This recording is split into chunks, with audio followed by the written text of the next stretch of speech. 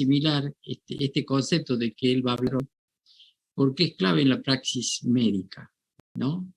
Que vamos a hablar de normalidad, ¿no?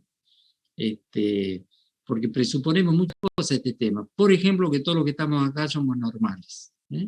Entonces, interesante es tener algunos indicadores, algunas herramientas como para ver si eso es tan así, ¿no? Pero no solamente por eso, sino que saber algo de normalidad implica la aplicación de los conceptos de salud. Y si extendemos el concepto de normalidad hacia la normalidad grupal o comunitaria, bueno, ya estamos en el concepto.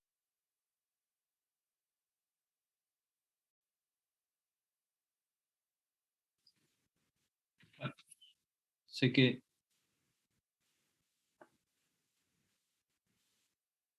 Miguel está desmuteado justo. Ahí está. Bueno, empiezo de nuevo. No se escuchó nada, Damián, ¿no? Sí, la última partecita fue la única que no se escuchó. Ah, bueno. Entonces, bueno, decía de la importancia de conocer el concepto de normalidad, porque de la normalidad de la persona vamos a la normalidad de las comunidades, ¿sí? Y de allí se puede aplicar no solamente el concepto de salud, sino el concepto de salud colectiva. El otro día hablábamos que la salud era un estado dinámico de regulación, equilibración y armonización. Eso lleva al bienestar y a la adaptación, todo lo que vimos el otro día, ¿no? Bueno, el concepto de normalidad, también les decía que es muy importante que lo manejen los médicos, para poder salir un poquito, no mucho, pero de la cuestión esta de siempre la patología, siempre la enfermedad, y eso nos desvela a los psiquiatras, porque los psiquiatras trabajamos, por eso tenemos esa disciplina de salud mental, que es el norte, y la meta nuestra es la salud mental, a pesar de que trabajemos con la parte de las alteraciones. Entonces, una de las bases conceptuales de la salud mental es conocer algo sobre normalidad. Bueno, el aporte mío va a ser una cuestión bien conceptual, después Damián lo va a completar, ¿bien? Normalidad, fíjense que viene de norma. La norma tiene que ver con las pautas, con las reglas de vinculación, de comportamiento o de desenvolvimiento, con las leyes y bueno, y como las normas en sí. Esto que parece que son sinónimos, que de hecho lo son, tienen sus diferencias, ¿no? Las pautas son aquellas actitudes o actos que tenemos nosotros repetitivos, pero que son muy circunstanciales. Una pauta es, por ejemplo, ¿cómo es? Del uso de las costumbres, ¿no? Saludar. Pero no hay obligación de saludar. Yo puedo andar por la vida sin saludar, ¿no? Pero bueno, pero hay una pauta de que si me encuentro con alguien y no lo he visto, debo saludarlo. Las reglas, también las reglas son condicionantes o generadores de comportamiento. Las reglas son escritas, que pueden llevar o no sanción. Las leyes llevan sanción. Son las reglas con sanción. Si no se cumplen las reglas, tiene una sanción. Y la parte normativa, ya que viene lo importante, que es el consenso que hace y construye las personas y las sociedades para su buena dinámica y su vinculación. Por eso la norma tiene que ver con los valores que yo comparto y me pongo de acuerdo. Acá es norma en este lugar venir y cumplir con este horario, escucharlo al docente y después estudiar y después valorar. Eso es. Pero estamos todos de acuerdo, porque todos tenemos un objetivo común. Esa es la norma.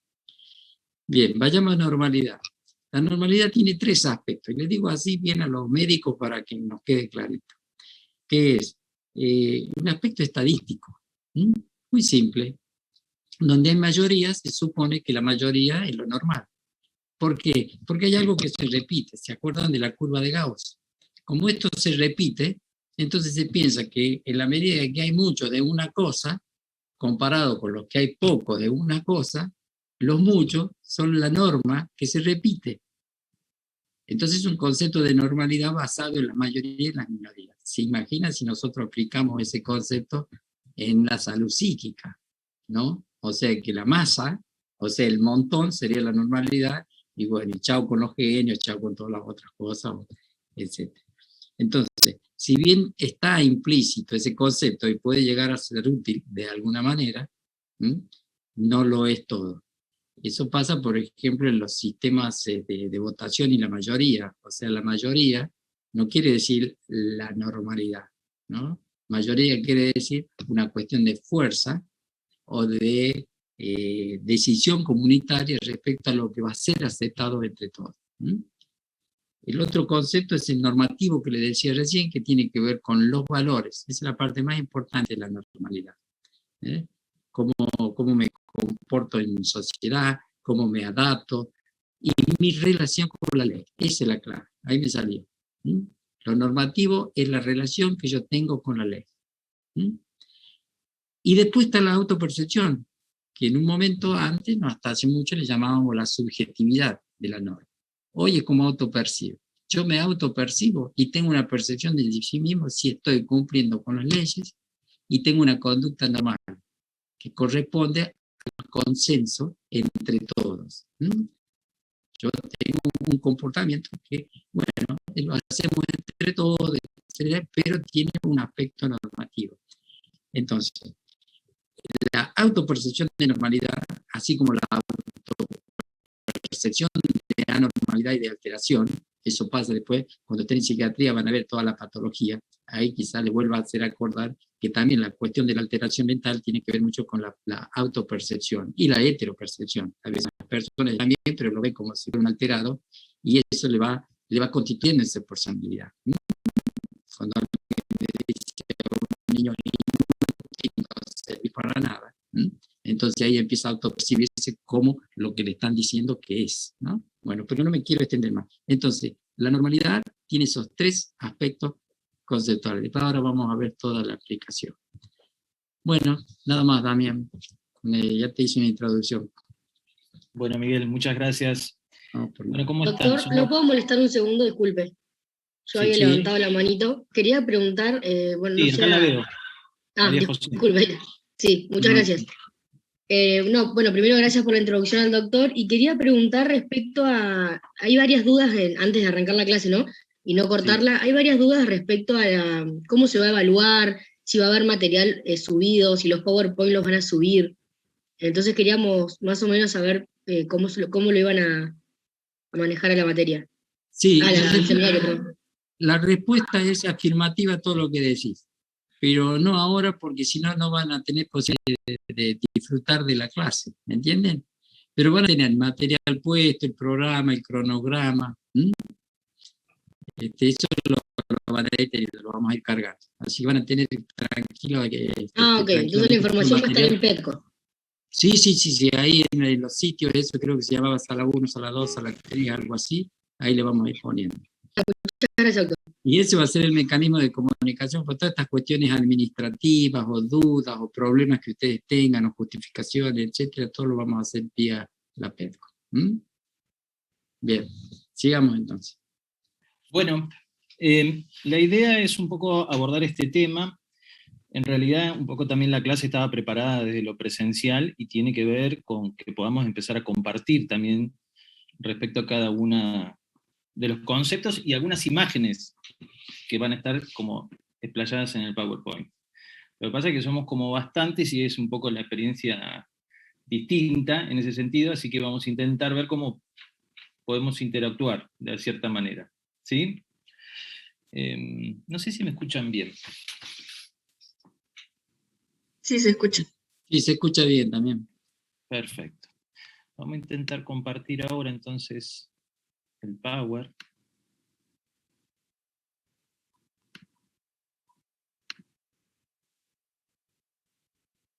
¿Alguien se anima a decir qué piensa o qué supone que significa la normalidad? Hola. ¿Ven la pantalla? Sí, profe. Sí, profe. Perfecto. Lo que vamos a intentar hacer es que cuando uno abra el micrófono se presente, porque no lo puedo ver bien de este lado, y después avanzamos. ¿Quieren? Hola, soy Dilman Almendras. Quisiera dar una opinión sobre normalidad, que creo que se puede considerar normalidad como una construcción social en la cual, como decía el doctor, esta sociedad nos planta las reglas, y la normalidad sería qué tan apegados las seguimos en base a esa construcción social. ¿A eso llamaríamos normalidad o estoy equivocado? Bueno, vamos a intentar salir de esto de bien o mal, o equivocado o acertado, ¿sí? Porque como son conceptos que tienen también distintos abordajes y vienen de distintas teorías y distintas ramas, vamos a darle una generalidad suficiente como para que nos dé un parámetro y asociarlo para qué lo usamos. Como decía bien Miguel, implica de que lo tenemos que estar utilizando todo el tiempo respecto a lo que es el ejercicio de la profesión, en ese sentido. Entonces, más que todo, poder compartir y animarse, el que quiera, ¿no? Nadie está obligado, obviamente, porque justamente hay como más de una definición respecto a eso. Recién Miguel avanzaba sobre esos 3 aspectos, ¿no? ¿Alguien más piensa otra cosa? Acá Daniela levantó la mano. Bueno, estoy viendo que aparece rápidamente eso. ¿Puede ser? Hola, buenas noches. Buenas Mi nombre noches. es Daniela Barrera. Para mí, como normalidad podría entenderse un patrón que se repite en la mayoría de los individuos o de las cosas de lo que se estuviese hablando. Bien, un patrón que se repite. Muy bien. Perdón, anteriormente, ¿quién había hablado? Perdón porque estoy adelantando, ¿eh? Yo. ¿Cómo eres? Dilman es mi nombre, Dilman. con D y 2 L. Bien, Dilman. Sí. Paula, levantó la mano, ¿puede ser?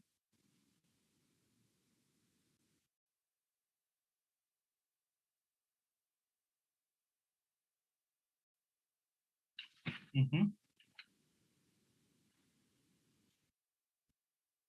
Bien, bien, bien, bien.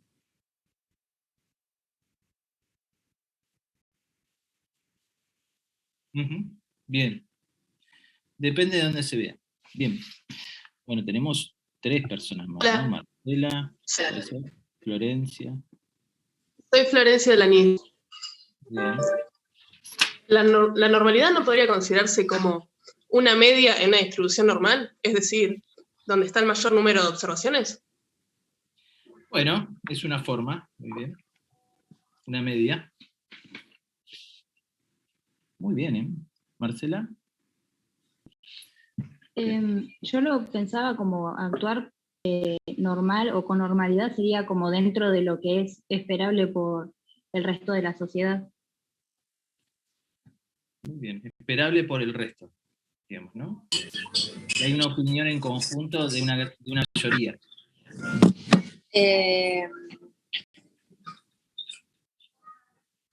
Sí, están hablando aceptando recién. Sí, No sé si, no sé si alguien iba a hablar. Bueno, mi nombre es Florencia Luengo. Bueno, concuerdo con mis compañeros todo lo que dijeron de que es una construcción social. También se podría hacer un patrón repetitivo, un parámetro, también como para tener de referencia, entre comillas. Es muy complejo la palabra normalidad porque se puede ver de distintos enfoques, de salud, de lo social, pero también la normalidad siempre está inmersa en lo que es el paradigma que se encuentra vigente, ¿no? No es lo mismo la normalidad que se considera ahora a lo que se consideraba hace muchos años atrás. Y bueno, esto que decía el profesor Vera, de normalidad, el tema de la norma, que también se rige por lo que es una ley vigente. De ahí, bueno, eso, no me quiero explayar mucho porque es muy complejo, pero bueno, son como palabras, más allá de lo teórico y todo. Perfecto. Muy bien. Excelente. No sé si alguien más quiere, pero si no podemos avanzar sobre el concepto de idea con algunos parámetros vamos a decir, básicos universales que lo vamos a intentar explicar o tenerlos presentes, para después ver por qué es importante, como decía el doctor. ¿Por qué necesitamos hacer esta diferenciación? Como a veces entramos en la diferenciación sobre salud, enfermedad, ¿sí? Sobre comprensible, incomprensible. Y eso va a servir en cualquier disciplina, no exclusivamente en esta. ¿Sí? Bien, ustedes me van avisando si pueden ver bien eso. ¿Lo pueden ver? Sí, profe. Bien. Sí, profe. ¿Alguien se anima a describirlos o decir qué siente sobre eso?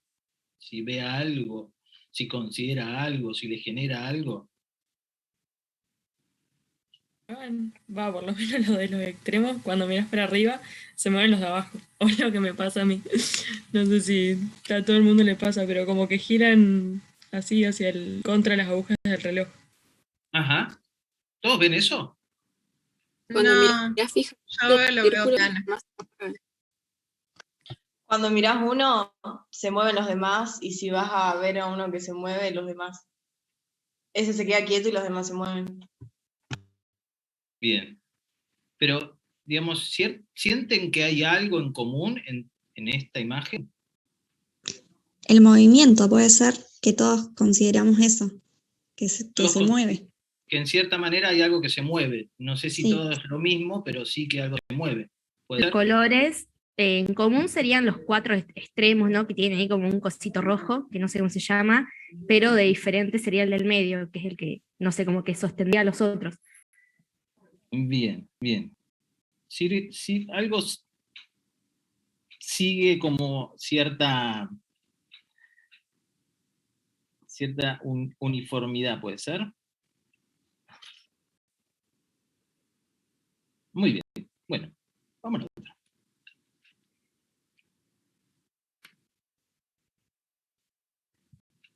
¿Qué le genera estas imágenes? A mí se me viene la palabra sincronicidad, como que todos siguen un patrón y como, o sea, cada grupo seguiría un patrón. En este caso, Bien. bueno, tango, baile, no sé qué es, y los otros creo que son policías, no sé bien. Bueno, no sabemos bien qué son. Unos están bailando y otros pareciera que estuvieran como marchando, ¿no? En principio. ¿Le llama la atención algo?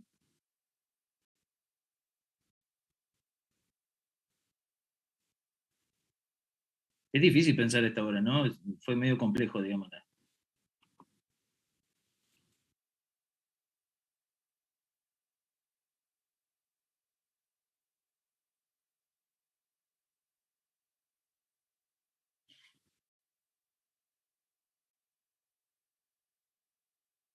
Bueno, porque pasa eso. Generalmente cuando alguien pone dos imágenes, inevitablemente empieza como a comparar, ¿sí? Pero la idea es que podamos encontrar algunos aspectos en comunes en las imágenes, ¿no? Más en allá ambas de... imágenes Bueno, porque usan la tiene que misma ver... vestimenta. Muy bien, usan la misma vestimenta. Porque ahí es como empieza a jugar nuestra interpretación o nuestras creencias, ¿no? Uno puede decir, bueno, estos son militares, estos son policías, esto es tango, esto es bachata, no sé, uno puede pensar muchas cosas respecto a eso. Pero sí hay ciertas características que tienen estas imágenes, y que uno la puede ir viendo, de alguna manera, como semejanzas o igualdades. Y eso principalmente es el primer principio, o la primera característica de la idea de normalidad, que es la uniformidad. ¿Sí? Todas las imágenes tienen cierta característica que es la uniformidad. Después tiene el resto. ¿Se entiende?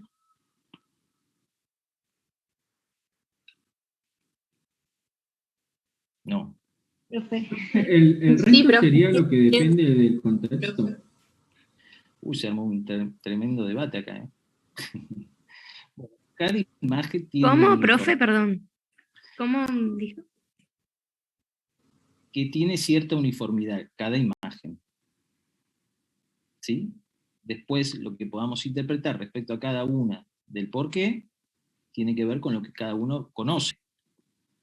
¿No? Acá la compañera Florencia creo que fue que dijo, bueno, es tango, me parece, después dijo, pueden ser policías y demás. ¿Se entiende? Bien, eso es lo primero.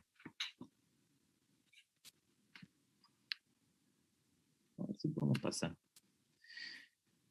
Vamos a intentar ver cuál sería la segunda característica. Esto es medio adivinanza, ¿saben?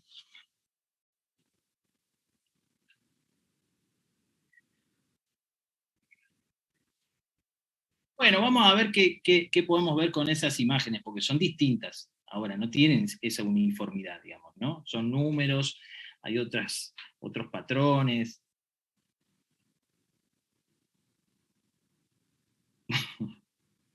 Son como símbolos. Bien, vamos a la segunda característica, que lo pudieron empezar a decir, que tiene que ver exclusivamente con algo relacionado a la frecuencia. ¿Sí? Disculpen. Es el número de veces que se repite un fenómeno por unidad de tiempo.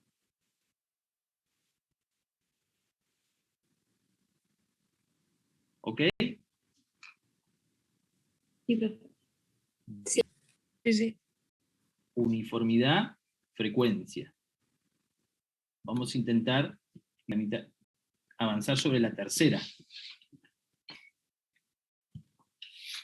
Esto es un torbellino de emociones, ¿no? Ahora, ¿qué sienten con esto?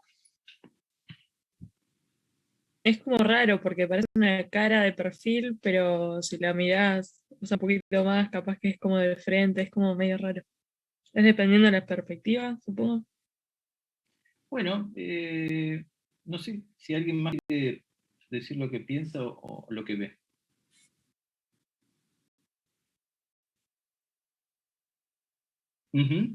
¿Qué consideras que hay como una dualidad?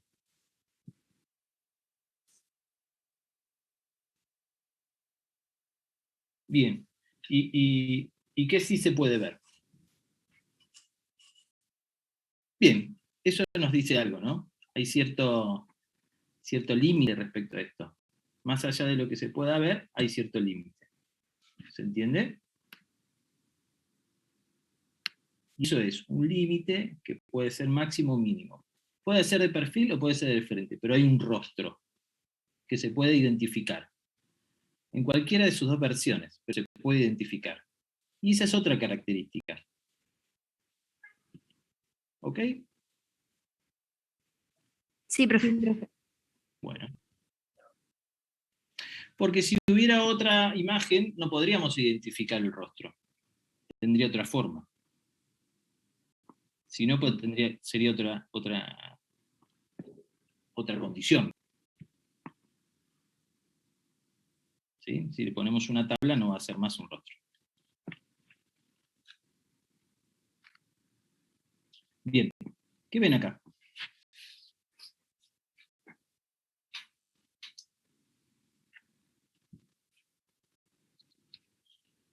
Y una carabela se podría también.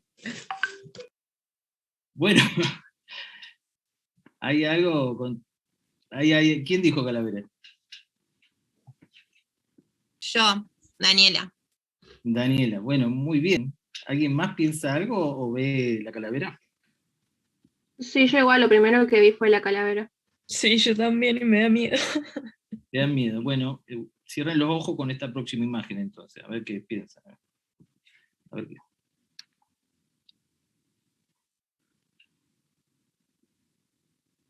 ¿La ven? Sí. Dos nenas jugando con... ¿Eh? Sí, eso sí está bueno, porque Son puede muy ser... Vamos de uno. Nos organizamos y vamos cada uno diciendo. Si quieren vamos levantando las manitas y avanzamos con eso. ¿Quién se anima? Vamos, Paula.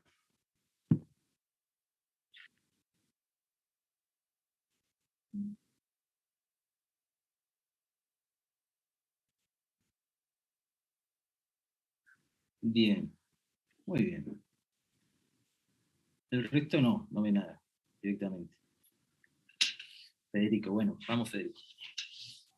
Hola, profe. A mí Hola. lo que me pasó es que por ahí, viendo la primera imagen, si yo no me daba cuenta que por ahí también se podía ver una calavera, en la segunda capaz no la veía. y veía a las nenas solas. Claro, muy bien. Sí, puede jugar eso. Vieron que todo el tiempo está jugando lo que vamos apreciando, lo que vamos sintiendo, lo que vamos pensando, ¿sí?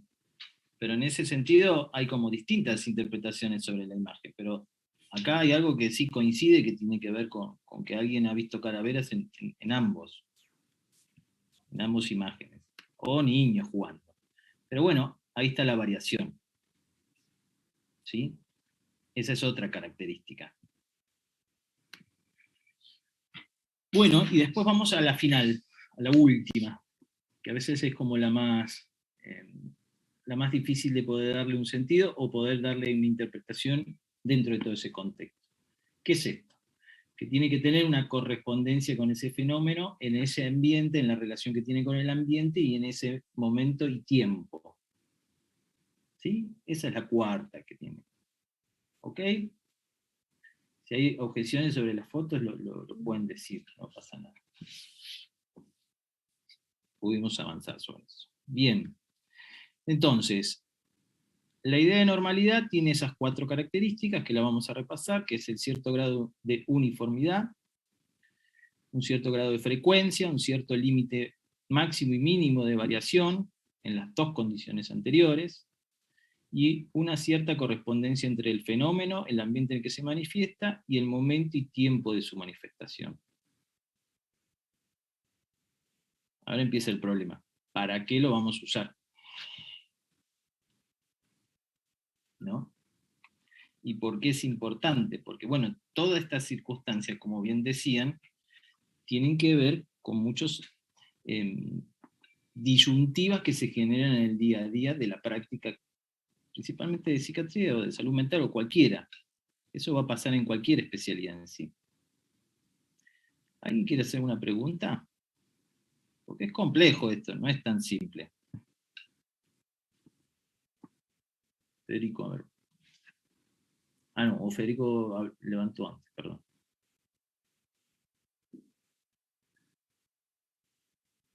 Bueno, lo dejé mudo a todos. 100% efectivo. Por ahora bien, profe. Vamos a ver si más adelante Más o con menos, más no veo muy bien está. con más información, por ahí sí nos surgen dudas.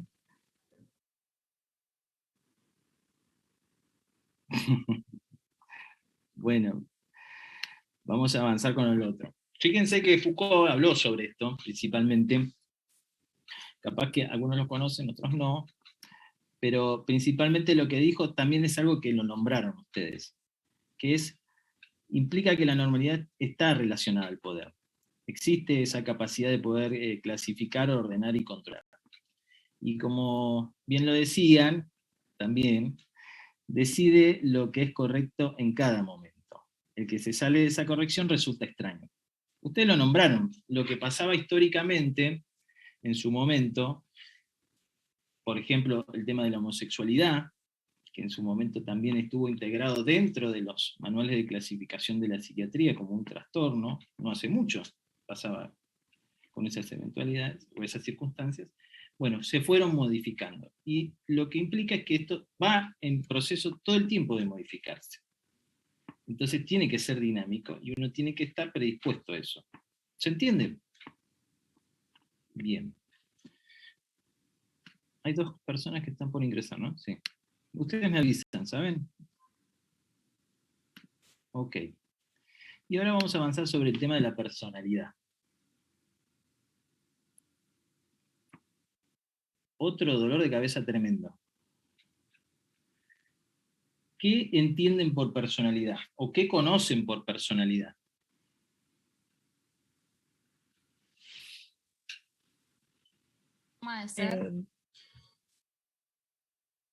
Perdón, no, no sé quién estaba hablando. Perdón que interrumpí.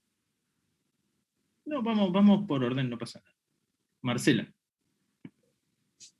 Profe, habían dejado un material hoy para leer y ahí mencionaba el tema de la personalidad y decía que era el resultado de la negociación entre cualidades de temperamento o innatas de un niño y las experiencias que iba afrontando a lo largo de la vida. Bien, esa es una definición. Muy bien. ¿Qué uno entiende por eso? Yo entiendo como que es un constructo psicológico, como que podría abarcar toda esa definición. Es decir, Bien. es una construcción psicológica que se lleva a cabo a medida del tiempo, que se desarrolla en conjunto en donde crecemos. Es una construcción tanto personal como social, la personalidad. Bien. ¿Y por qué es psicológico? Porque atañe directamente a la persona en cuestión y Ujú. ocurre en base a las creencias que esa persona va a ir formando a lo largo de su vida. Por eso es psicológico, no es solo social. Lo social por ahí es como va, o sea, lo social va a afirmar esa construcción que nosotros psicológicamente creamos. Bien, muy bien. ¿Alguien más se anima?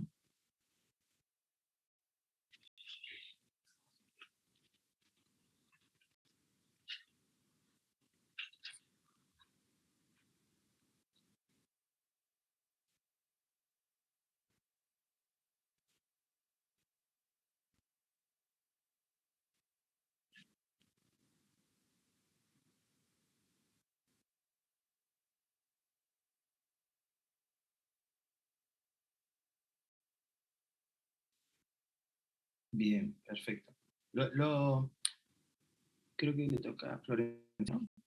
Sí. No, bueno, concuerdo con mis compañeros y por ahí lo primero que se me vino a la cabeza cuando vi la imagen es el yo soy, por ejemplo, ¿no? Yo soy esto, soy lo otro, más allá, o sea, de lo que decía el compañero, una construcción psicológica por el tema de las emociones, o sea, no conlleva como por ahí un aspecto físico. Sí, obviamente que se ve influenciado, ¿no? Por un montón de aspectos, ya sea dónde nació, cómo se crió, todas esas cosas, y que es una construcción que se va alargando, que puede variar o no, es una decisión por ahí personal, y bueno, eso, básicamente. Bueno, ahí hay como algo que se entrecruza, ¿no? Entre lo que más o menos van diciendo, ¿no? Como que hay muchas variables que van influenciando sobre esto. ¿Alguien estudió en la secundaria tema de personalidad? No, bien. ¿Y el cerebro en la secundaria? ¿Lo han visto? No, yo por lo menos no. En biología, ¿no? Nosotros estudiamos psicología en el colegio. ¿En el colegio tenían psicología? Sí, en tercer Muy año. bien. ¿Quién fue? ¿Quién habló? Perdón, que pregunte porque Alanis. no lo... Alanis, buenísimo. ¿Y qué quedó de eso, digamos, si te animás a compartirlo con nosotros? Vimos un poco la historia, vimos el conductismo, un poco de psicoanálisis, las ideas de pre a Freud y post-Freud, principalmente. Bueno, ahí aparece un nombre que está bastante asociado a esto, que tiene que ver con Freud, ¿no? Y que tiene cierta relevancia, que justamente falleció. ¿Saben qué día falleció? No, 23 de septiembre, justo. Hoy. Bueno. Justo iba a decir hoy, seguramente hoy. Claro, muy bien. Muy bien. Un 23 de septiembre. Freud. Si Google no me deja mentir, después lo pueden googlear. Ya veo que están mirando en el celular. Bien, vamos a intentar avanzar sobre todo eso. Fíjense que son situaciones donde uno aparece un montón de opiniones y todos hemos recibido distinto tipo de información. Y no es una información que normalmente la tengamos disponible o accesible. Sí conocemos los nombres, sí conocemos el término, pero después se entrecruza todo el tiempo con definiciones, con creencias y con lo que hemos recibido. ¿Sí? Fíjense que es complejo también poder empezar a darle un nombre o una definición. ¿Sí? Si uno dice diabetes, más o menos la gran mayoría sabe, ¿no?, de qué estamos hablando. No lo vamos a comprometer, pero la gran mayoría seguramente que sí.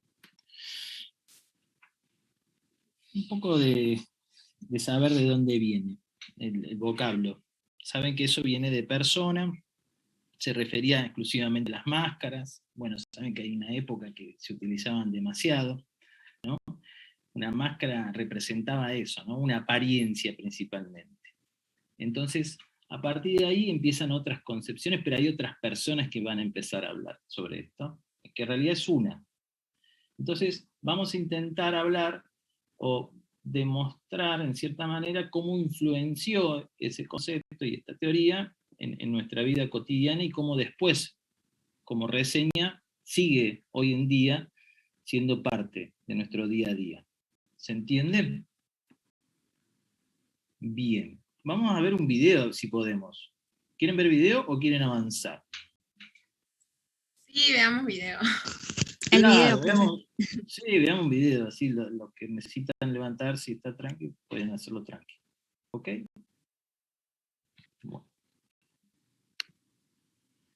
Bueno, ya hablamos de este señor. Lo conoce, ¿no? Sí, Paula Florencia lo conoce, el resto más o menos sí. La compañera Eileen creo que fue. Si no, disculpen si me equivoco en los nombres. Bien. El video dura 15 minutos. Si alguien necesita otra cosa, manda por el chat. ¿Vamos? Sí. Bueno. Estas palabras ya son parte de nuestro lenguaje cotidiano. Muchas veces las usamos para nombrar características personales, situaciones que nos hacen sufrir, errores que repetimos, actitudes que queremos cambiar. Estas palabras vienen del psicoanálisis. ¿Y qué es el psicoanálisis? Es una teoría para comprender el inconsciente, una terapia para superar nuestros problemas anímicos. El rol del analista, entonces, es ayudarnos a descubrir la raíz de esos problemas.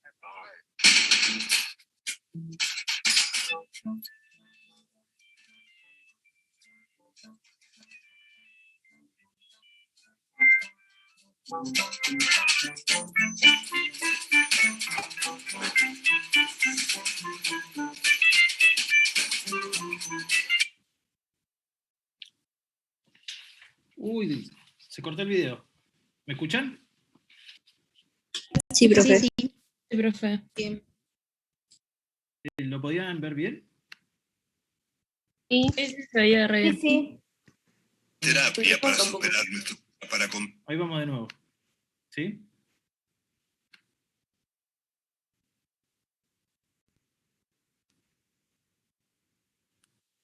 Ahí vamos.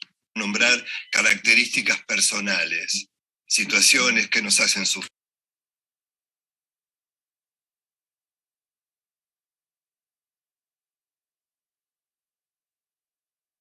No se escucha el audio. No, Le cortó el audio, profe. Sí. Es una teoría para comprender el inconsciente y una terapia Ahí sí. para Sí, superar nuestros problemas anímicos.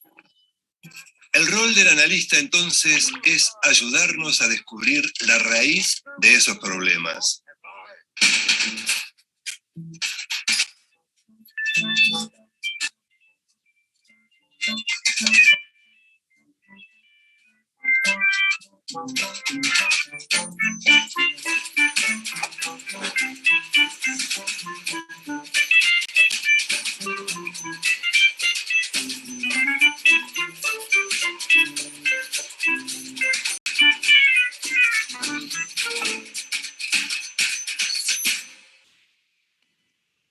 Hasta comienzos del siglo pasado, los problemas de la mente eran tratados solo por la medicina.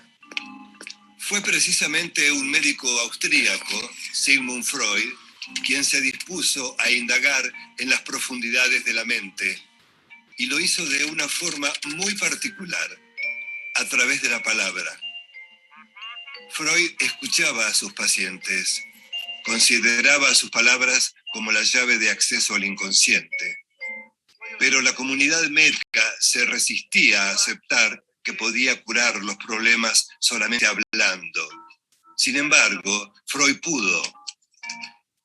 Los resultados fueron tan contundentes que no tuvieron más alternativa que aceptar al psicoanálisis como una especialidad de la medicina.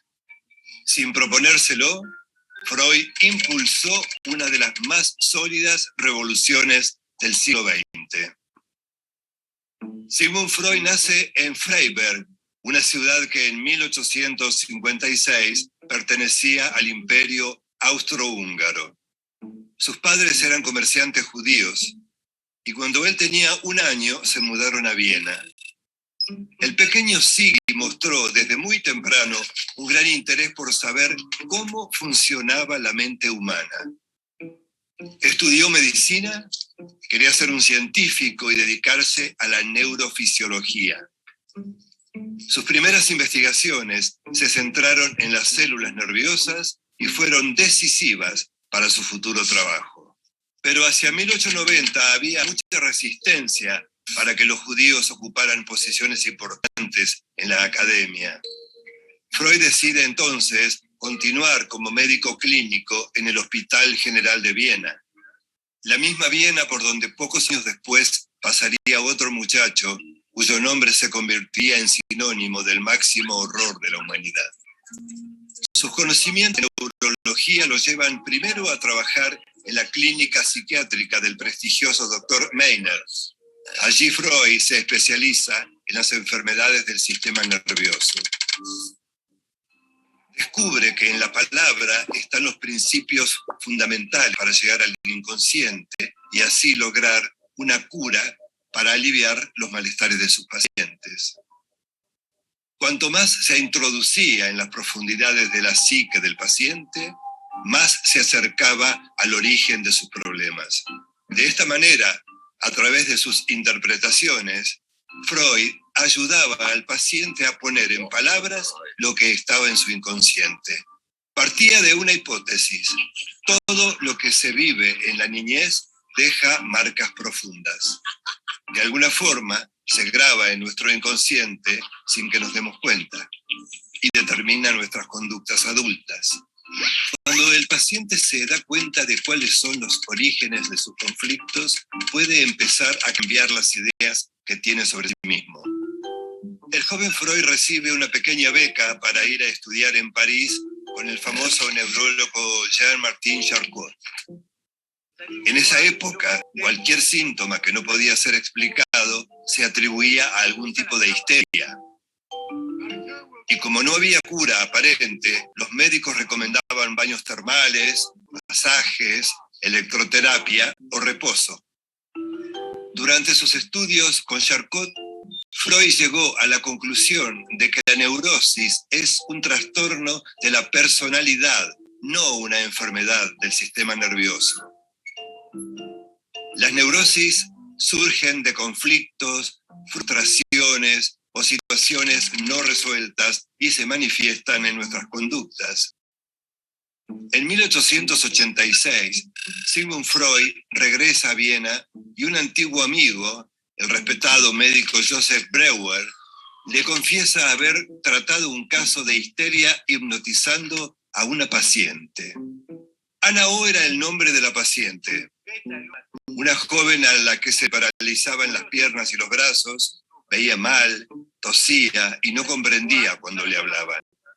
Freud no la hipnotiza. Prefiere dejarla hablar sobre lo que le venga a la mente. Recuerdos, fantasías, sueños que se asocian libremente. Al concluir el relato, Ana se sintió muy aliviada. A través de la palabra comienza su proceso de curación. La asociación libre no es el único camino al inconsciente.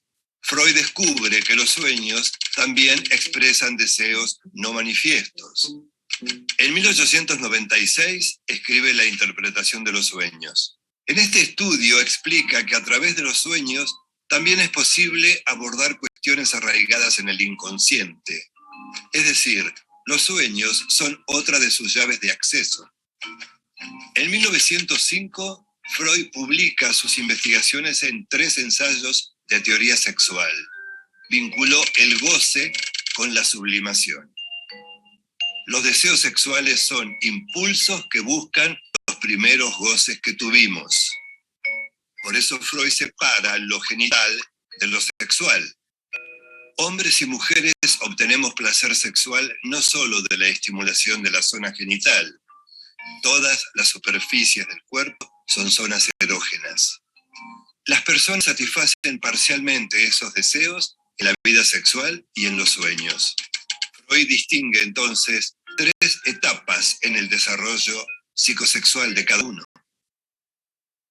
La primera etapa es la oral, cuando la mayor satisfacción del bebé se la da el alimento. Por lo tanto, el placer lo obtiene al succionar. Pero cuando la madre le retira el pecho, el bebé siente algo así como la expulsión del paraíso. El bebé entra en la segunda etapa. Freud considera que retener y soltar le causa placer. La tercera etapa aparece a los 3 o 4 años, cuando el niño o la niña descubren que llevando las manos a la zona genital obtienen placer. Comienza la curiosidad, la angustia y la confusión que provocan las diferencias entre la anatomía sexual del varón y de la niña. Entre los 5 y 6 años, el niño entra en la fase del complejo de Edipo. Los sentimientos del niño hacia la madre y de la niña hacia el padre entran en pugna. Sienten por ellos amor y celos, rivalidad y dependencia. Esos sentimientos incidirán en la formación de su carácter, en su diferenciación y orientación sexual. La teoría de la sexualidad desarrollada por Freud lo hizo famoso, pero no por las razones que él hubiera deseado. Él buscaba hacer un aporte a la comprensión de la represión. Durante la Primera Guerra Mundial siguió buscando respuestas a un conflicto neurótico de base. Lo que deseamos versus lo que hacemos. Freud dijo que todas nuestras conductas estaban al servicio de reducir esta tensión. Postuló un nuevo modelo dinámico de la psique. El ello reúne nuestros impulsos primarios. La mente de un bebé es fundamentalmente ello. Al empezar a darse cuenta de algunas cosas, una parte del ello abstracto del bebé empieza a crear su yo. Freud adjudica al yo varias funciones. Primero, puede actuar como una guía ante la realidad. También es un inhibidor de un impulso inconsciente que lo convierte en un mecanismo de defensa. El super-yo es la mirada de los padres por encima de la propia. La Primera Guerra Mundial pareció una prueba terrible para la conciencia moral. Cuando terminó, Freud dijo que una cosa es moralidad y otra conciencia moral, demostrando que su teoría del yo también se podía aplicar al inconsciente y a los comportamientos de la sociedad. Sigmund Freud sostuvo que la moralidad tenía algo de superyoica, de imposición, y que la conciencia moral echaba raíces en la parte reprimida de la sociedad. Cuando la población dejaba de pensar por sí misma y depositaba su guía en un único líder, un superyo grupal se imponía sobre el yo. En 1933, mientras los nazis quemaban sus libros y los de muchos grandes pensadores modernos, Freud todavía pensaba que la civilización había avanzado. Se equivocaba. Si no hubiera huido de Alemania a Londres, los nazis lo habrían enviado a un campo de concentración e incinerado como a millones de judíos, incluidas sus propias hermanas. Sus ideas despertaban resistencia en círculos médicos, científicos, religiosos y políticos, pero al mismo tiempo generaban líneas psicoanalíticas distintas a la suya. Fue admirado, resistido y cuestionado en proporciones iguales. Y dejó una importante herencia en sucesores como Carl Jung, Alfred Adler y Melanie Klein, entre otros. Una de sus discípulas más reconocidas fue la misma Anna Freud, su hija menor, quien desde muy joven se convirtió en su asistente personal. Cuando en 1923 a Freud le diagnostican un cáncer en el paladar, Ana se vuelve también su enfermera y representante oficial. Con los años, el padecimiento psíquico se independizó de la medicina y millares de médicos estudiaron al psicoanálisis y abrieron sus consultorios. El psicoanálisis se volvió parte central de la cultura de Occidente en el siglo XX, atravesando en gran medida todos los aspectos más importantes de nuestras vidas. Influyó en la crianza, la educación, la publicidad, los movimientos sociales, en la creación del feminismo, en las luchas contra el racismo, en la política, en la aceptación de la diversidad genérica y en todas las artes. Sigmund Freud continuó trabajando y escribiendo en Londres, hasta el día de su muerte, el 23 de septiembre de 1939.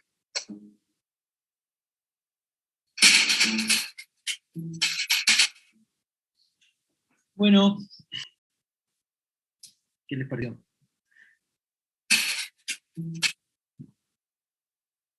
Interesante, bastante interesante. Sí, más que todo para poder comprender de que aparecen otros conceptos y otras teorías y otros modelos que hoy estamos completamente atravesados todo el tiempo. Pero para tenerlo más presente es esto del inconsciente más que todo, ¿no?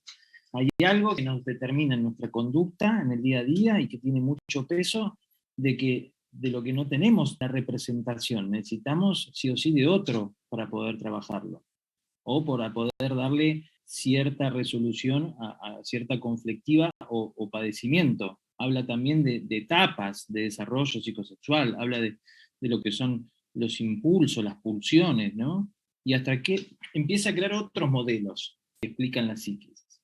Bueno, a tal punto que, para poder resumirlo de cierta manera, intenta dar explicaciones. Fíjense que habla sobre el nazismo, ¿no?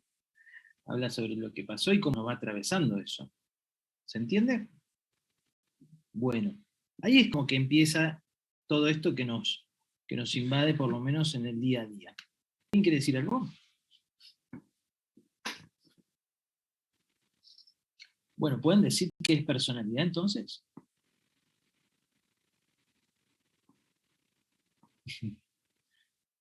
Es la pregunta más efectiva que he tenido. Digamos, 100% efectiva.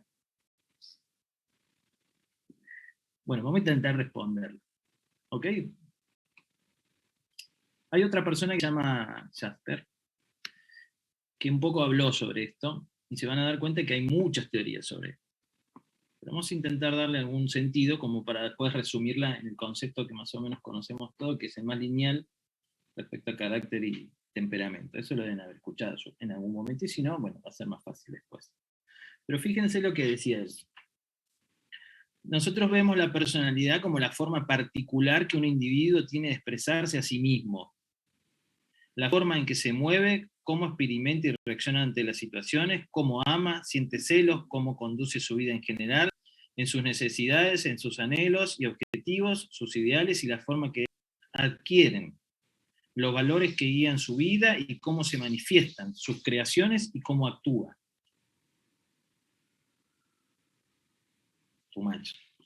En pocas palabras, la personalidad es el término que permite la diferenciación individual y caracteriza la totalidad de conexiones significativas en cualquier forma de la vida psíquica. Pero después dice otra cosa que también es bastante interesante.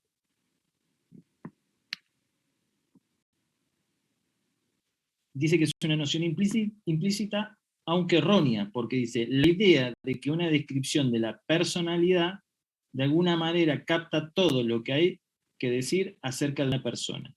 Digamos, si bien uno piensa que esto es una persona, es en cierta manera un poco erróneo eso.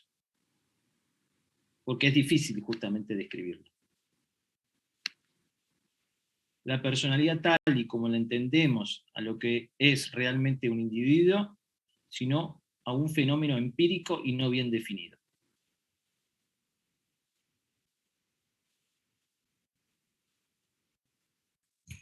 Puede ser como que en cierta forma el concepto como que lo individualiza, no sé cómo decirlo, como que no sé cómo expresarlo, porque por más que diga de que tiene que ver con esto que decía, la forma en que adquieren, los valores que guían su vida y todo lo demás, es como que por ahí, no sé, capaz un poco muy individualista la definición. No sé si por ahí es una de las críticas o no, pero eso. Bueno, es una opinión y es una percepción. Lo que vamos a intentar es darle el porqué para después avanzar sobre qué es lo que más o menos uno va a preguntar o para qué sirve en otros aspectos, ¿no? En ese sentido. A Paula la veo ahí como con ganas de opinar, ya directamente abrió mi...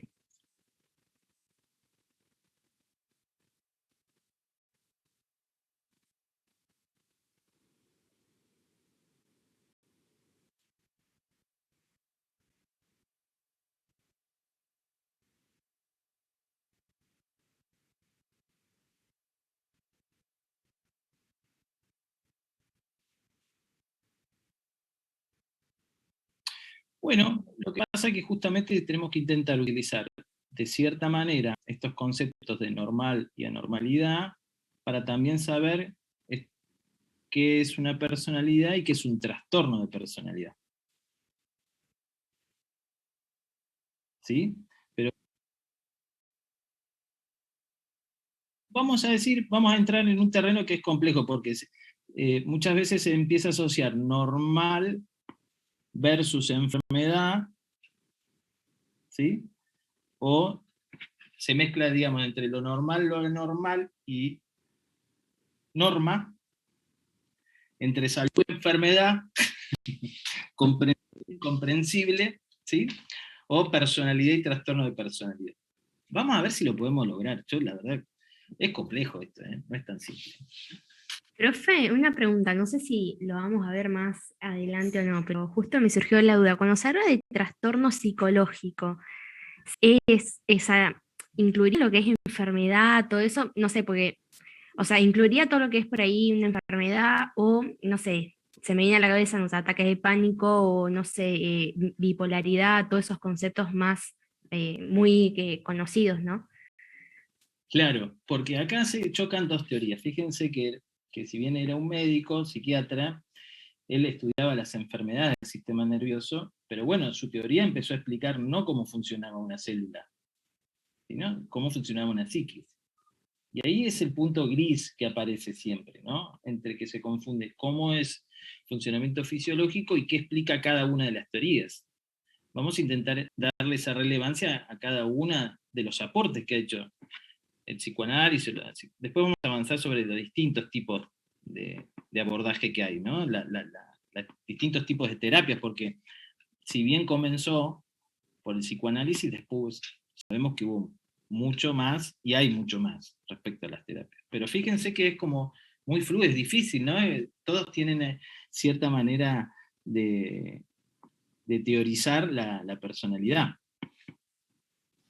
Profe, bueno. Sí, ¿quién es? Yo tengo una duda, Camila, me llamo. Diga. Creo que es una duda que tuve siempre, que si la personalidad solamente está dada por factores externos o hay condicionantes genéticos que como que guían una línea, un patrón, o sea, como que ya venimos con una personalidad más o menos incorporada, o solamente es puramente exterior, o sea, es todo lo que adquirimos. Se entiende. Y bueno, esa era mi duda. Bueno, es una muy buena duda, porque en realidad vamos a intentar explicarlo un poquito más adelante, a ver si le damos algún sentido. Pero está bastante bien orientada tu duda en eso. Avanzamos si quieren. Bueno. Bien. Bueno, acá hay otro, ya no está dentro del terreno de la medicina, sino que se llama Maslow, que tiene que ver con las distintas fuerzas que avanzaron sobre la teorización, y él habla de la psicología humanística, y principalmente de esta pirámide de Maslow, que lo que explica es que en sí se basa sobre las necesidades, que uno no puede avanzar sobre lo otro si la necesidad no está cubierta inicialmente. Fíjense que en la base están las fisiológicas, las básicas, relacionadas con la alimentación, después tiene que ver con la necesidad de seguridad, luego con las sociales, de la autoestima y de la autorrealización, ¿sí? Y a partir de ahí empiezan otras formas de abordaje. no tienen que ver exclusivamente con a veces la conceptualización de lo patológico, sino a veces empieza a aparecer otras ramas que tienen que ver con más adelante o con la persona o centrada en la misma persona. ¿Me explico? ¿Sí? Bien. Esto, más que todo, es como tener una idea general, ¿no? Tener algunos conceptos y algunas palabras que empiezan a aparecer. Hay otro video. ¿Quieren ver otro video o no? Sí, sí. Sí, claro. Bien. Acá hay otro que viene de este hombre. Pero vamos a intentar hacer un pequeño resumen de todo eso. De toda esa teorización. Y después vamos a intentar darle una vuelta. Vamos. Este dura 6 minutos nada más.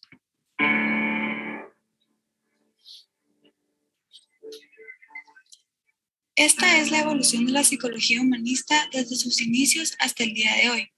Durante el siglo XX, la psicología estaba dirigida únicamente hacia dos caminos. El psicoanálisis, que estaba liderado por Sigmund Freud, en donde proponía que los humanos eran controlados por un ente superior llamado inconsciente, y que la personalidad era definida en la infancia. El pasado es el dueño de las personas. El otro camino es el conductismo, liderado por autores como argumenta que los humanos somos una tabla rasa, todo es aprendido mediante estímulo, respuesta y condicionamientos. Estas dos fuerzas son consideradas como deterministas. A partir de ese momento inicia la tercera fuerza como una escuela sin ningún precursor en particular, conformada de psicólogos y filósofos que rescatan la individualidad de la persona, alejándola del reduccionismo y determinismo, así ubicando al individuo como centro del mundo. Esta corriente retoma temas de William James, que propuso estudiar a la conciencia y al individuo para entender su comportamiento. También se retoman temas de la Gestalt, que decía que el humano se debe estudiar desde un enfoque molar, viéndolo como un todo, así como también estudiar los fenómenos tal y como se presentan. Fritz Perls, su máximo exponente, consideraba las experiencias del individuo como importantes para ayudar a buscarle un sentido y ya no un porqué, sino un para qué a la vida de la persona. Abraham Maslow fue el que denominó esta corriente como tercera fuerza y propone la pirámide de necesidades compuesta por necesidades fisiológicas de seguridad, afiliación, reconocimiento y autorrealización. Osvaldo Kulpe plantea el proceso de pensamiento, el cual teorizó a partir de observaciones en su terapia, en donde define a la mente como algo abstracto, en donde hay una percepción, asociación, juicio, etc. Carl Rogers desarrolla la terapia centrada en el cliente, en donde el psicólogo y el cliente están al mismo nivel, en donde uno no sabe más que el otro, logrando así que el cliente logre un acercamiento consigo mismo y gracias a esa relación con el psicólogo, crecer personalmente y por sí mismo y creando una relación genuina compuesta de factores como honestidad, confianza, terapia no directiva, más personal, eliminando un diagnóstico y aceptando sentimientos y pensamientos. Roy O'May proporcionó una nueva forma de estudiar el comportamiento, generando teorías que tomaban en cuenta temas como la naturaleza humana, de la creatividad y sentimientos como el odio, el amor, etc. Viktor Frankl, el psiquiatra y escritor que sobrevivió al Holocausto, en donde escribió una de sus obras más conocidas, El hombre en busca de sentido, en donde sugería temas como la responsabilidad, libertad, actitud y decisión, creando la logoterapia, que consistía en crearle un sentido a la existencia humana, teniendo en cuenta la constante evolución y desarrollo por el que la persona pasa. Entonces, ¿qué propone la tercera fuerza? Propone al ser humano como libre, como una persona incapaz de dividirse, entero, visto desde una perspectiva molar. El ser humano está ligado a relaciones intrahumanas. No puede existir el hombre sin comunicación. El hombre es responsable y capaz de decidir su propio camino, manteniendo sus decisiones activas y variables. Y el último principio es que el humano está orientado a un fin con un propósito individual y único. La psicoterapia permite profundizar en los conflictos personales de una manera consciente para que el cliente desarrolle sus propios recursos para resolverlo de una manera responsable e integrada a sus valores. El fin de la psicoterapia es integrar todos los aspectos de la personalidad del individuo con el fin de llegar a lo que realmente es, en lugar de pretender ser lo que no es. Explora temas de la vida cotidiana y consiste en responsabilizar a la persona de sus decisiones y sus comportamientos, para así lograr conocer el potencial humano y el rol del individuo en el mundo. De acuerdo a la misión terapéutica, el terapeuta toma un papel empático, coherente, auténtico, consciente y responsable, en donde no se aconseja, interpreta o da modificaciones a la conducta, sino solamente apoya y acompaña al paciente en el proceso que está viviendo, explorando sus sentimientos, recursos y creencias, para encontrar el significado propio de lo que está sucediendo, dejando de lado los diagnósticos que encasillan y desresponsabilizan a la persona. Bien, no vamos a avanzar porque está haciendo como un poco de propaganda sobre ese tipo de tratamiento. ¿Vieron alguna diferencia entre lo primero y esto? ¿Vieron que había alguna diferencia? Porque es como mucha información, ¿no? Demasiada. Bueno, todo eso es como difícil poder ordenarlo un poco.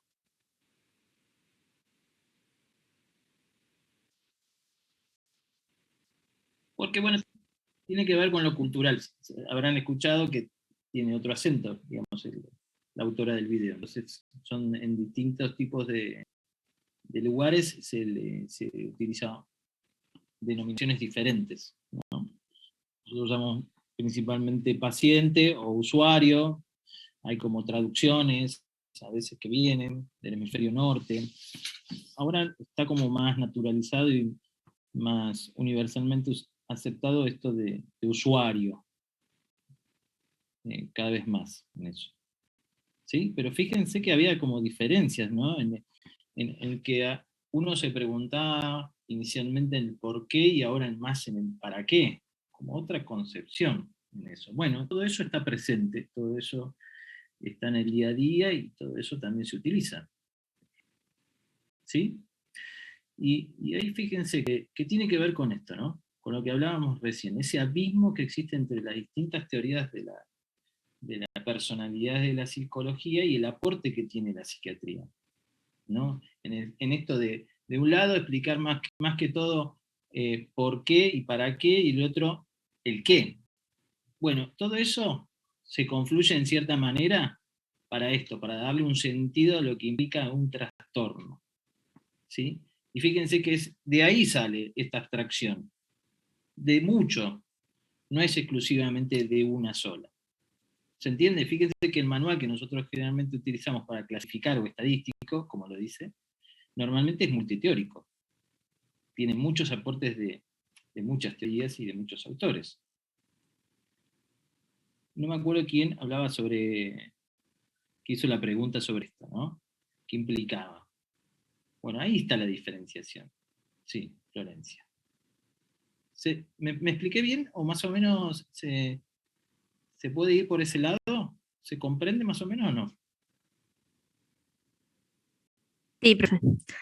Profe, una pregunta, es media obvia, pero la tengo que hacer. ¿Qué diferencia hay entre, bueno, más allá de lo académico, entre un psicólogo y un psiquiatra?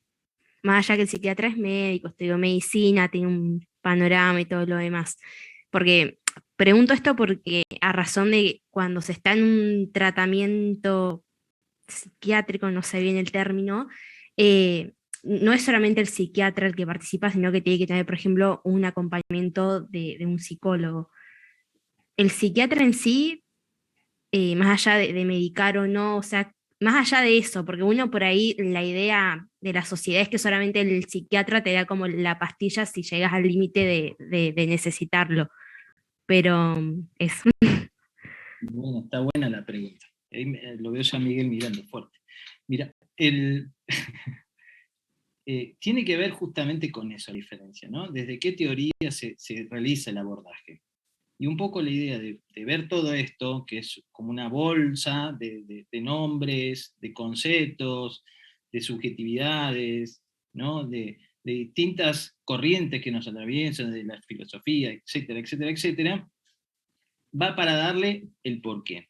La diferencia principalmente es que la psicología es una licenciatura y que tiene distintas corrientes, las que vimos todas recién. Y la psiquiatría es una especialidad médica, es decir, que se basa justamente en el razonamiento médico, ¿no? Es el mismo pensamiento en sí, que tiene una hipótesis diagnóstica, una aproximación y un tratamiento. Entre ellos puede ser que varios de los síndromes, que en realidad se le denominan trastornos, tengan que tener un abordaje con psicoterapia, psicoanálisis, etcétera, etcétera, de acuerdo a la evidencia que existe. Lo que pasa es que muchas de estas teorías es difícil de darles correlato de la evidencia científica. Generalmente está más asociado a lo conductivo-conductual. Después lo otro, bueno, tiene que ver con algo de que hablamos de lo empírico, en ese sentido. Miguel, corrime.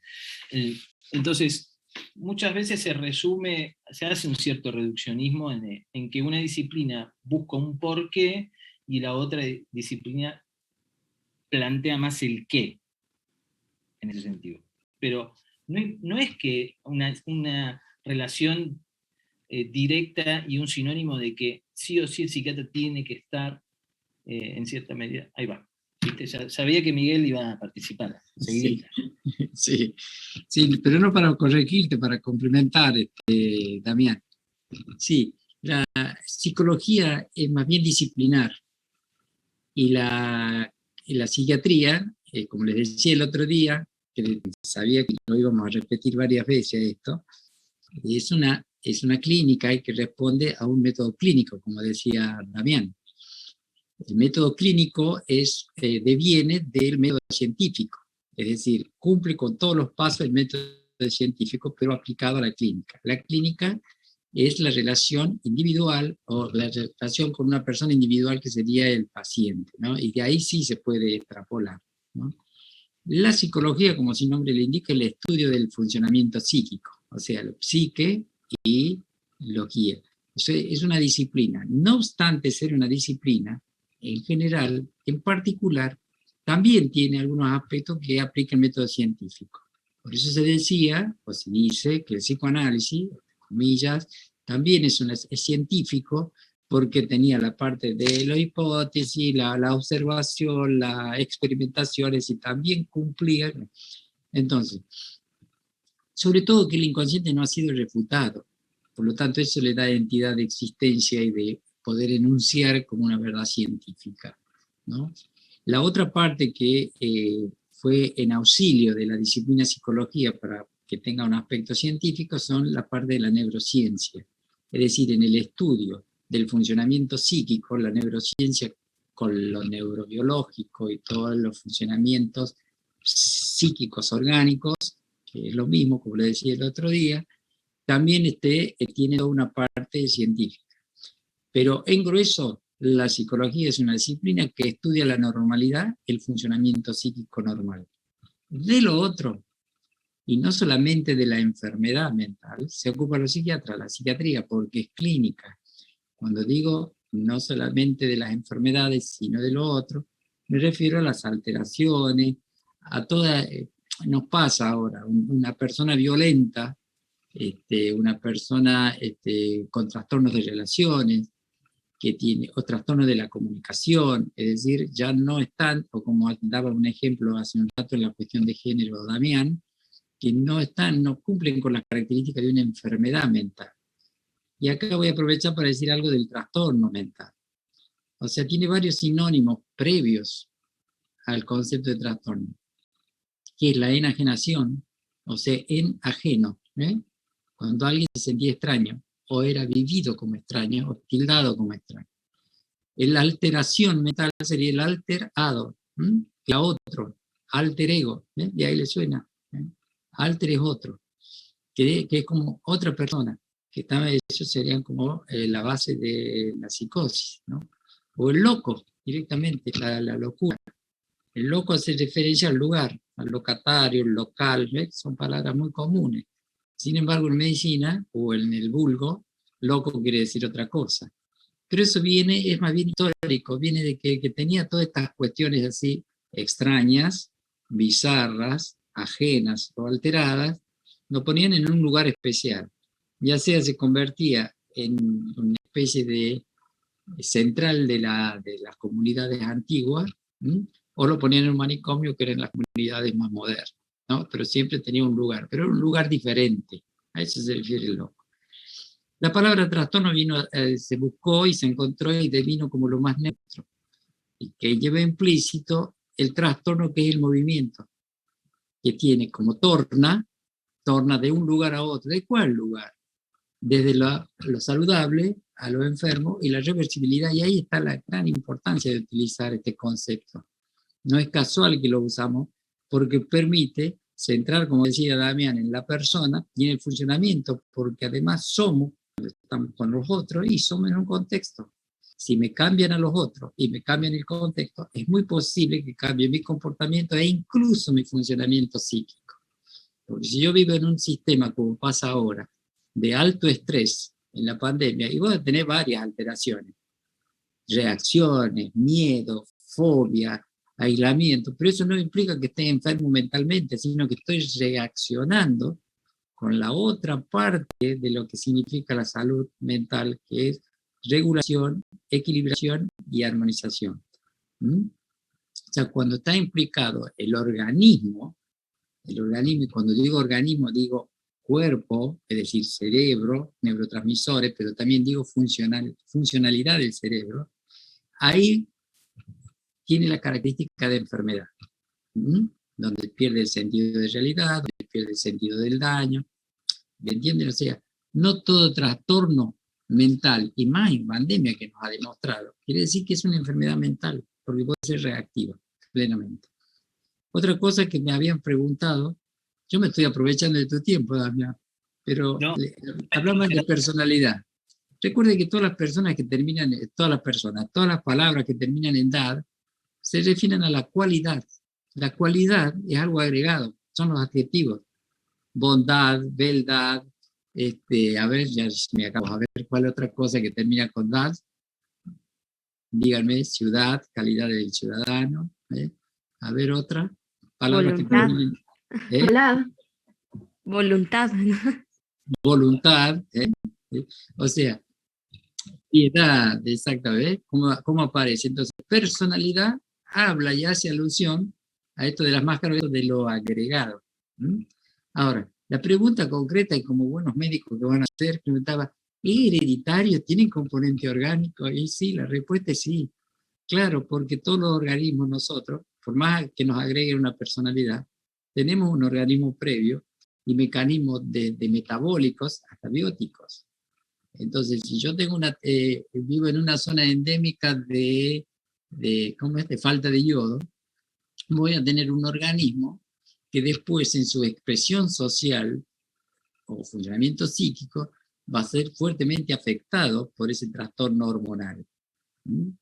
Y además, eso en simple, y en complicado, están todos los factores, no solamente ontogenéticos, sino filogenéticos. Es decir, ontogenético es todo lo que le pasa a mi cuerpo y a mi psique desde el día que yo estoy en la panza de mi mamá hasta cómo me desarrollo. Eso es lo ontogenético. Y lo filogenético, que es el inconsciente. Si muchas veces está demostrado en las delirium tremens de que aparecen cosas en los pacientes que son muy similares. Es decir, ellos están instalados en el inconsciente colectivo que decía Jung, que es otro autor de la talla de los que nombraba Damián. Entonces, la personalidad fundamentalmente es adquirida, siempre. Y se inicia con esto que decía Damián, por ejemplo, cumpliendo las necesidades básicas. No es lo mismo aquel que ha sido muy acariciado y muy afectuoso los padres, el ambiente en que nació y que se crió los primeros tiempos, a aquel que no tuvo cariño. Entonces, ahí tenemos un ejemplo de que la insatisfacción de una necesidad básica influye en la personalidad. O la desnutrición, literalmente hablando. Si está desnutrido, no va a haber un desarrollo orgánico que va a llevar a un desarrollo psíquico no pleno. Y lo de necesidades básicas se refiere, que era otra pregunta, a que son básicas justamente, porque si no están esas, ahí sí ya estamos en problemas. Después hay muchas clases de necesidades. Puede tener necesidad de tener una casa grande, viajar por el mundo, cambiar el auto todos los años, no cambiar el auto todos los años. O sea, Hay necesidades y necesidades. Estas son básicas. Si no están esas 5 que él decía, y ya estamos en problema, y es una linda forma de mirar a las personas. Y la satisfacción básica que ellos tienen es fundamentalmente cómo se van a ir comportando. Y lo de cliente, Carl Rogers, es un biólogo psicólogo de la mitad del siglo pasado. Él le llamó por aquello que tenía la onda de la simetría y del menú. El terapeuta debía tener todo un menú y de herramientas que debía ofrecerle a cada paciente en particular lo que le venía bien. O sea, no era que a todos los pacientes le hacía psicoanálisis, ¿no? Los médicos vieron cuando ustedes se están formando, tienen que tener la mayor cantidad de elementos para poder brindarle al paciente. No solamente hacer un estudio imaginológico, no solamente verlo, el dolor de ojo que tiene, sino verlo en su integralidad, etc. Bueno, en psicología pasa eso, o sea que el cliente lo pone como diciendo que él tiene una necesidad, viene, busca, elige del menú que se le ofrece y está en paridad. Hay un intercambio, por eso él hablaba de esa simetría, entre, en este caso, el terapeuta y la persona que estaba necesitando ayuda, pero concebida como una persona íntegra de derecho, positiva y todo lo que había mencionado también. A eso se refiere lo de cliente. Y así, si los psiquiatras y los psicólogos somos diferentes y parecidos. Somos parecidos, los psiquiatras tenemos que estudiar y saber de psicología. Y los psicólogos también deben saber que hay un cuerpo que está funcionando y es parte indisoluble de la mente. ¿Cómo lo hemos resuelto? Llamándonos terapeutas. Entonces, el psiquiatra es un terapeuta que puede dar solamente pastillas, pero puede hacer psicoterapia, puede hacer todo lo que puede hacer el psicólogo. El psicólogo a la inversa también, excepto dar medicamentos porque no está en su formación, como decía. Por eso son licenciados. Así que quede claro, somos muy parecidos, pero bastante diferentes, ¿no? Bueno, hasta ahí nomás. Yo lo fui anotando porque tuve la comodidad de ir anotando las dudas y entonces aproveché. Bueno. Avanzamos un poquito más, así ya terminamos, porque ya está medio tarde, ¿no? Sí. No sé qué hora es. Sí, ya estamos cerca de las 9.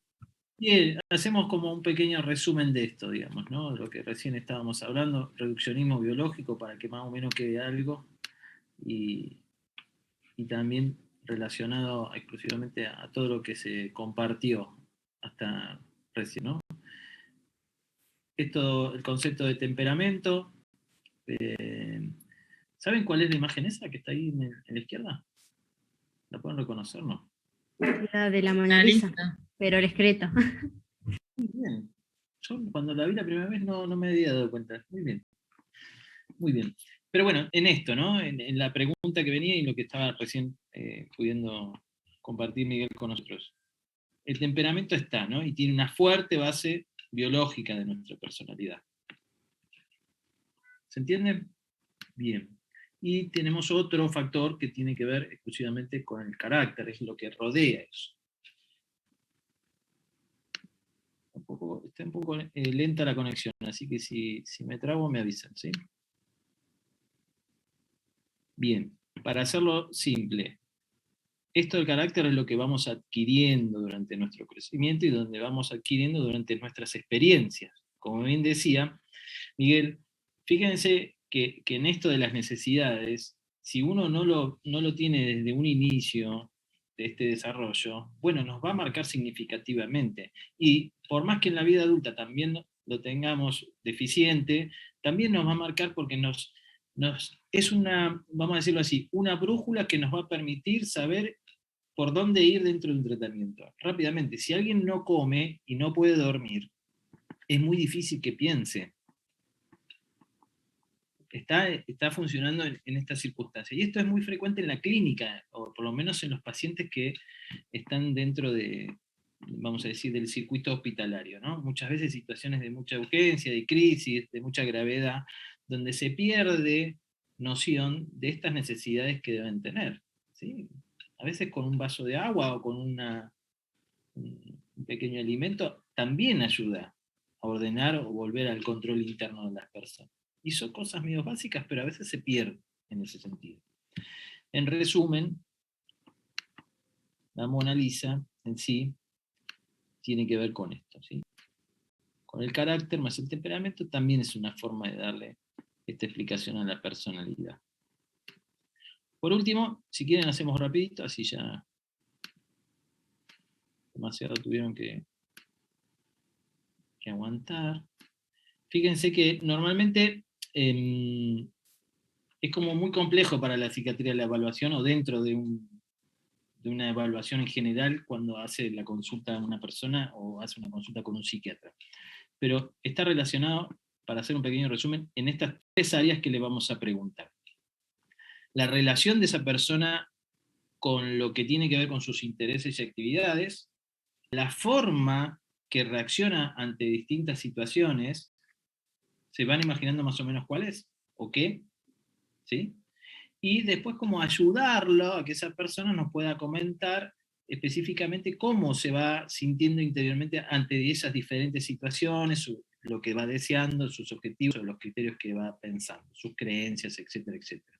Es decir, que es tan genérico como conocer mucho de su historia, ¿sí? Y cómo reacciona. Paula, bueno, ya pone. Sí, lo veo de acá, Paula. Lamentablemente veo que estás poniendo... No, pero tiene que ver con esto, tenemos que preguntar mucho sobre cómo reacciona más que todo ante distintas eventualidades y cómo ha reaccionado a lo largo de su vida. Es un pequeño resumen porque la evaluación psiquiátrica tiene otras aristas y tiene otras esferas, ¿sí? Pero bueno, es parte de esa evaluación. Y por último, para cerrar, y ya podemos terminar, es que hay otros lugares donde también le ponen la mira y énfasis sobre ver las personalidades. Fíjense, en la política está muy influenciado, en el marketing está muy influenciado, en la justicia también, en esto de los sistemas por jurado, hay equipos que evalúan los jurados y las personalidades de los jurados para enfrentar los procesos judiciales. Y ahora, exclusivamente, fíjense que lo que más está presente son las redes sociales. ¿Recuerdan los conflictos que tuvo Facebook, que siguen teniendo muchas redes? ¿No? Seguramente lo deben haber visto. Bueno, los algoritmos, cómo van influenciando sobre nuestro día a día. Un estudio que hicieron un estudio que compararon los likes de Facebook, ¿sí?, con la evaluación presencial, persona a persona, para predecir más o menos la conducta, ¿sí? Bueno, les aviso que fue mucho más fácil predecirlo por los likes que en la evaluación presencial. Así que imagínense hasta dónde nos ha llegado en el día a día este tipo de evaluación y este concepto en sí. Así que, bueno, gracias. Espero que no haya sido demasiado pesado. Es un tema pesado en sí.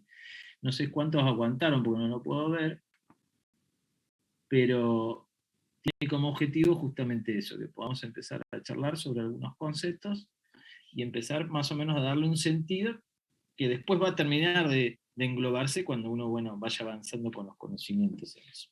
Si alguien quiere hacer una pregunta, duda, si no, podemos avanzar y cerrar. Yo un comentario como para hacer.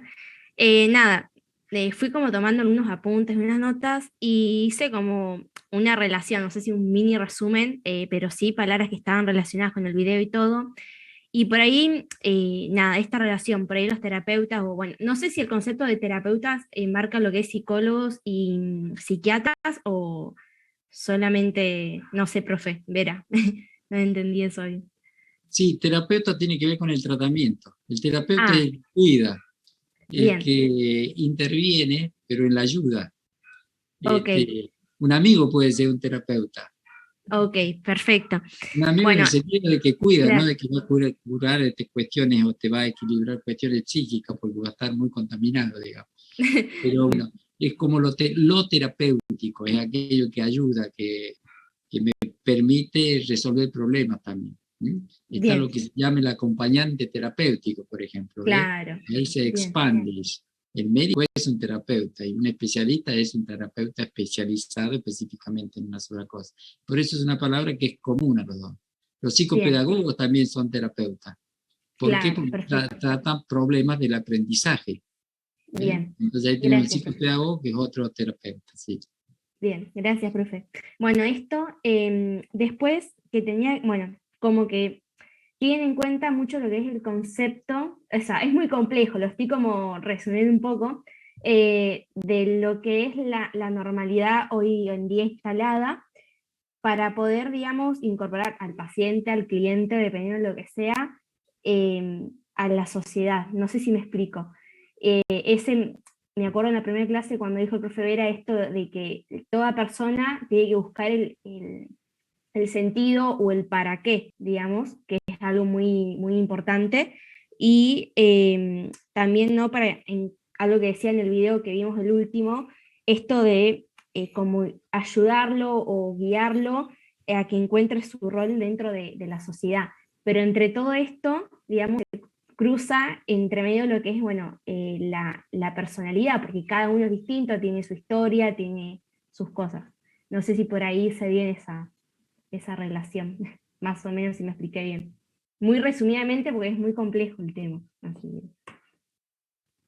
No, está bien, sobre todo que estás poniendo en ejercicio tu personalidad respecto a que estás organizando el pensamiento y estás participando con nosotros.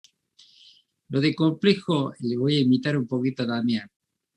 Complejo tiene en su raíz lo que explica, complica, aplica, complica, lo complejo. Plica quiere decir cabeza, quiere decir mente. Y el con es cuando se juntan dos cabezas. Y puede ser muy complejo en el sentido que puede ser muy conflictivo. Ahí está el con de nuevo. El conflicto es choque, ampolla. Entonces lo complejo. Ahora, el tema de lo complejo a veces es complejo de entenderlo, pero en realidad son todas cosas simples. El asunto es descubrirle el tipo de organización que tiene. Y una técnica es, empezando por lo simple, se lleva a lo complejo, porque lo complejo está revuelto todo lo simple, ¿sí? Así que hay que detectar así, y eso como médico puede ayudar muchísimo. Así que no les asuste lo complejo, busquen lo simple y con otra cabeza, es decir, pensando, charlando, divulgando, etc., ¿no? Bien. Bueno, cortamos acá, así pueden volver, porque si no, si se hace largo, Damián, después no van a venir. Así que hoy desertaron unos cuantos, pero no demasiado como para desestimular la continuidad. Así que estamos bien. Profe, la próxima clase